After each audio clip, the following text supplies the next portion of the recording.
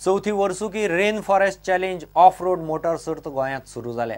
सोमारा कदंब पठाराचेर off roading जालें। देशभरांतल्यान 40 टिमी आयल्यात। गोंयचे 3 सर्तक आसात। 28 जुलय मेरेन सर्त दक्षिण गोंयच्या दोंगराळ वाठारांनी चलतली। 29 आनी 30 तारखेर दोनापावला पठाराचेर निमाण्यो स्पेशल स्टेजी जातल्यो।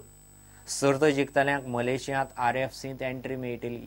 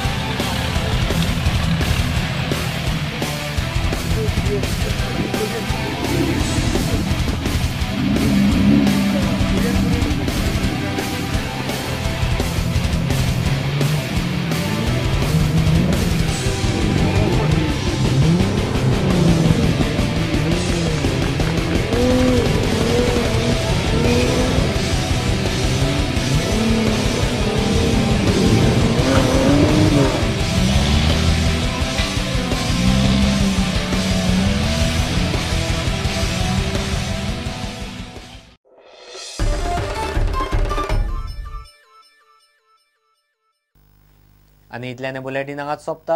ह्यो खबरो तुमकां प्रुडंट व्हॉट्सएप, ट्विटर, फेसबूक आनी प्रुडंट वेबसायटीचेर लायव्ह मेळटात। प्रुडंटाक फॉलो करीत रावात। नमस्कार।